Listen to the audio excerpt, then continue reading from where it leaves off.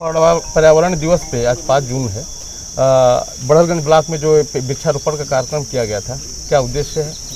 आज हम पर्यावरण दिवस के शुभ अवसर पर माननीय प्रमुख जी के कार्यक्रमों द्वारा या हम लोगों को द्वारा जो पेड़ लगाया गया है, वही पेड़ का नाम रहेगा माँ के नाम एक पेड़।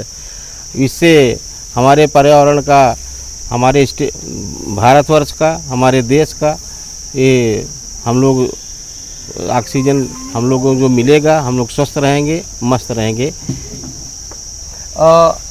इस वृक्षारोपण में आप वीडियो हैं बड़हलगंज ब्लॉक के, ग्राम प्रधानों का बहुत बड़ा रोल होता है। जो गाँव में फॉरेस्ट विभाग के द्वारा जो वृक्ष लगाया जाता है, उसमें आपका क्या सहयोग है?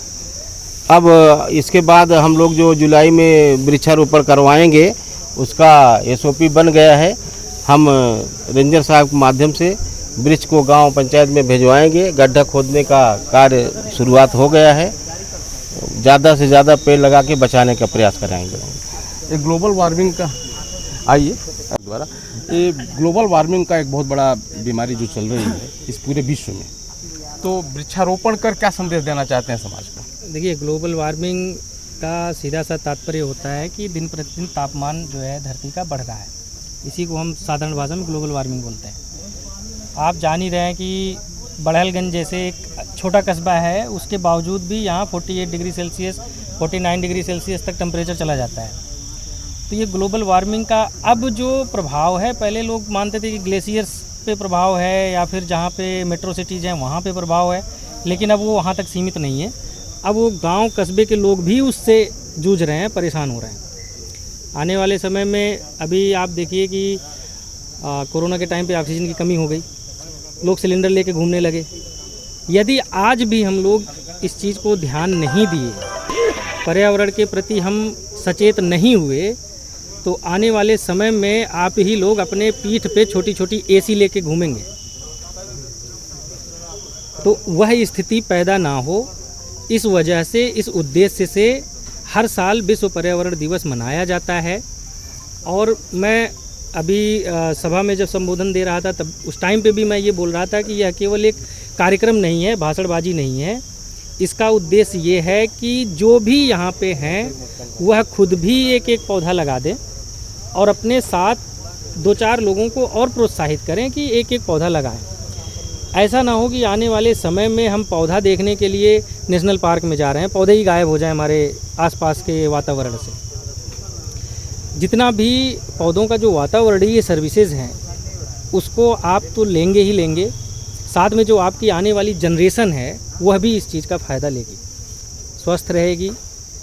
और स्वस्थ रहेगी तो देश के इकॉनमी में, देश के सोसाइटी में, हर जगह वो अपना 100% योगदान दे पाएगी। यदि वातावरण सुरक्षित नहीं रहा, पर्यावरण सुरक्षित नहीं रहा, तो कोई भी व्यक्ति, आप सोचिए छोटे छोटे बच्चों को ICU में एडमिट कराना पड़ रहा है। अगर बचपन से ही इतनी ज़्यादा बीमारियां बच्चों को लगने लगेंगी तो उसकी कार्य क्षमता जवानी में घट जाएगी अपने आप। तो उस चीज़ से बचने के लिए यह अच्छा है कि सही समय पे, केवल पर्यावरण दिवस के दिन नहीं, जब भी आपको मौका मिलता है, जहाँ पे भी आपको जगह मिलती है, वहाँ पे आप वृक्षारोपण कर दें। उसके साथ में इसके पहले भी हमने निवेदन किया, जितने भी हमारे ग्राम प्रधान हैं, BDO साहब हैं, प्रमुख जी हैं, या फिर और भी जितने भी जनप्रतिनिधि हैं, विभाग के द्वारा जो भी वृक्षारोपण करवाया जा रहा है उसमें बहुत छोटा सहयोग चाहिए। जो भी उनके आसपास पौधा लगाया गया है, जहाँ पे भी उनको पौधा दिख जा रहा है, उसमें थोड़ा सा पानी डाल दें। इस बार का हमारा नारा भी है 1 लीटर जल सुरक्षित करो कल।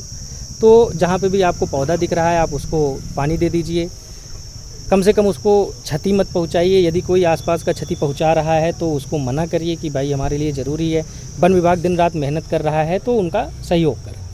CO साहब, एक बहुत बड़ी समस्या है विकास के नाम पे जो सड़कों के अगल बगल के बड़े विशाल पेड़, पुराने वृक्षों का जो दोहन हुआ है, उस दोहन की भरपाई आप अपने क्षेत्र में कैसे कर रहे हैं? देखिए, कहीं पे भी अगर कोई विकास कार्य के उद्देश्य से वृक्षों का कटान किया जाता है, तो जो भी संस्था करती है, जैसे मान लीजिए आप अगर राम जानकी मार्ग की बात कर रहे हैं, शायद उसी की बात कर रहे हैं आप, तो यहाँ पे जितने भी पेड़ कटते हैं विकास कार्य में, या फिर सड़क चौड़ीकरण हो रहा है या कोई बिल्डिंग भवन बन रहा है, तो एक पेड़ के प्रति वह संस्था 10 गुना पैसा 5 साल 7 साल, वो जिस तरह से विभाग डिसाइड करता है, उसके अनुरक्षण का पैसा सारा बजट देता है विभाग को।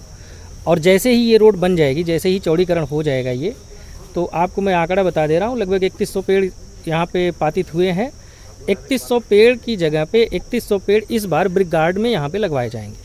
तो जो छाया, अब जो भी पेड़ कटे हैं, मान लीजिए हमसे कुछ लोग बोले कि 100 साल पुराना आप पेड़ आपने काट दिया, तो 100 साल पहले तो वो बच्चा ही था, तो आज वो कटा है तो उसकी जगह पे दूसरा लगेगा, और एक पेड़ की जगह पे हम 10 पेड़ लगा रहे हैं, तो आने वाले समय में वो पेड़ बड़ा होगा। जो सर्विसेज जो पुराने पेड़ दे रहे थे वही हम नए पेड़ देंगे। जो छाया आपको पुराने पेड़ों से मिल रही थी वही छाया नए पेड़ों से मिलेगी। एक सवाल और है हाँ। कि वृक्ष लगा देना बड़ा आसान है, अभी किसी यही चीज़ कहा कि यह पेड़ है, इसको बचाना ये बहुत फ्रेजाइल चीज़ है। इसमें जब तक जन सहभागिता सुनिश्चित नहीं होगी तब तक बचाने में कठिनाई होगी। और इस कठिनाई को दूर करने के लिए विभाग ने जब इस चीज़ को देखा कि बार बार भाई पेड़ हम लगा रहे हैं और वो सूख रहे हैं या लोग नुकसान पहुंचा रहे हैं, हम फिर से उसको लगा रहे हैं, तो उसमें हमारा बहुत खर्चा भी हो रहा है। तो इस वजह से अब आयरन गार्ड और ब्रिक गार्ड का कॉन्सेप्ट आया है। चूँकि ये ज़्यादा बजट का होता है इसलिए हम इसको कम अभी उतना नहीं ले आ पा रहे हैं। हमारे ख्याल से बड़हलगंज रेंज में मैंने अभी तक 5500 आयरन गार्ड में वृक्षारोपण कराया है, और जिसमें 98-97% हमारा सर्वाइवल है। एक तरीका तो ये है कि हम आयरन गार्ड लगवा दें, ब्रिक गार्ड लगवा दें, जिससे सुरक्षा हो जाए। दूसरा सबसे बड़ा जो योगदान होगा वो लोगों का होगा, कि जहाँ पे भी, मैं फिर से वही बात दोहराऊंगा, कि जहाँ पे भी वन विभाग वृक्षारोपण करवा रहा है या अन्य विभाग भी वृक्षारोपण करवा रहा है, वहाँ के आसपास के लोगों की भी जिम्मेदारी बनती है कि उसको कम से कम नुकसान ना पहुँचाएँ। अगर उनकी भेड़ बकरी है तो उससे दूर उसको चरा लें, या फिर कोई बच्चा है खेल कूद में उसको नुकसान पहुंचा रहा है तो उसको मना करें, उस बच्चे को भी जागरूक करें कि यह पेड़ किसके लिए लगा है। आज वो पेड़ भी बच्चा है, वो स्वयं भी बच्चा है, जब वो दोनों बड़े होंगे तो दोनों एक दूसरे के पूरक बन जाएंगे। तो जन सहभागिता बहुत ज़रूरी है। जब तक जन सहभागिता नहीं होगी तब तक ये सुरक्षा का चिंता रहेगा। ठीक है, और सुरक्षा और सिंचाई ये दो प्रमुख मुद्दे होते हैं। दोनों में मैंने ये आग्रह किया है, निवेदन किया है लोगों से कि दोनों में आप लोग बढ़ चढ़ के साथ दें विभाग का, जिससे आपका क्षेत्र, हम तो यहाँ पे नौकरी करने आए हैं, लेकिन जो पौधा हम लगा करके यहाँ पे जाएंगे वो 100 साल तक, 150 साल तक आप लोगों को सर्विसेज देता रहेगा। तो वन विभाग का सहयोग करें, यही सबसे बड़ा उपाय है।